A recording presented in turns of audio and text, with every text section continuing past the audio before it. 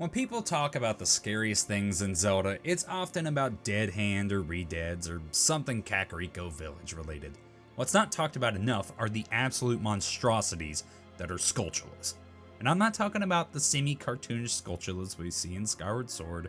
I'm not talking about the original Skulltula from Ocarina of Time that's more skull than it is chula. I'm talking about the nightmare fuel that is Twilight Princess Skulltulas.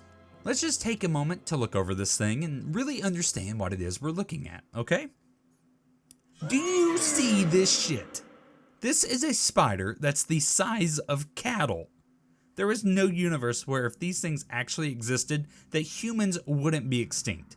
If I were in Link's position, Ganondorf would just claim Hyrule instantly, because I wouldn't be able to even kill the small Walchula that keeps you from getting back into your house at the very beginning of the game. Skulltulas are a staple Zelda enemy, but every other iteration doesn't quite trigger my flight or fight like the ones in Twilight Princess.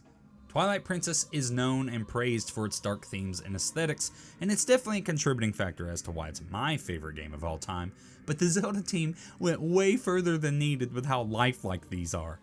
The way they walk, how they just fall from the sky unprompted, the way they react when you hit them, how they die, it's way too realistic for my liking. I much prefer the golden days of yore when a strapping young hero could waltz his way into a dungeon, face a Skulltula, and simply wait for it to turn around and meet its demise. But no, Twilight Princess wants me to live out my worst nightmare and fight Hellspawn that could end humanity. But the spider horror doesn't end there in Twilight Princess. Oh no, of course not. Because having extremely lifelike abominations crawling around in one dungeon wasn't enough. They had to go and make one completely centered around spiders.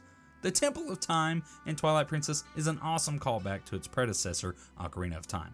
It's a standout dungeon architecturally and mechanically, but this place is infested, nay, swarming with Gohmas. Side note, I do think it's cool that Gohmas only appear when you travel back in time in the Temple of Time, so to show that they're a monster of that time period, just a cool little detail to further that Ocarina of Time connection. Addendum aside, I don't think there's a dungeon in Zelda that disgusts me quite like this one does. The standard Gohma enemy in this dungeon is just whatever, you know? Dude's not even a real spider, he's got 4 legs. But the babies. Oh god, the babies. I don't know if it's the fleshy coloring or the fact that there's no less than 30 crawling around you at any given moment, but they actually make me feel a little sick to look at. They're gross, man. Like, it's bad enough you're a spider, but dear lord, you gotta look like human flesh too? Nah mate, I'm out. But the absolute cherry on top of this abysmal spider-themed cake is being locked into this arachnid torture chamber where you face my worst fucking nightmare, Armogohma. I don't even need to explain, just look at this atrocity to all things good and holy. It's a giant tarantula. Nintendo really said, you know what this dungeon needs? A kaiju tarantula. Armogohma is an eldritch nightmare. It is a world eater. It is an abyssal horror that was spat out of the depths of Hylian hell to rain terror upon all who come across it. The movement of this thing is just unsettling. I hate it. The way it lays on its back when it's time to damage it is just disgustingly realistic, and how its legs curl when you finally kill it. Oh god, make it stop. It's great that this boss fight is one of the easiest in the game. Imagine having to combat Armogohma for an extended period of time where its weak point isn't a giant glowing eyeball. If it wasn't bad enough, it poops out a ton of baby Gohmas to come attack you. Once you finally deal enough damage, the eyeball pops out and reveals itself to be the real enemy, which insinuates that Armogohma was nothing more than some de facto Gundam for the spider.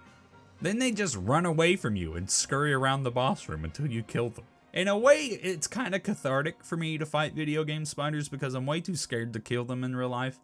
But every so often, some game just has to push the boundaries on what's socially acceptable for video game spiders. Twilight Princess did just that for Zelda, and that's why for me, they're the scariest thing in Zelda.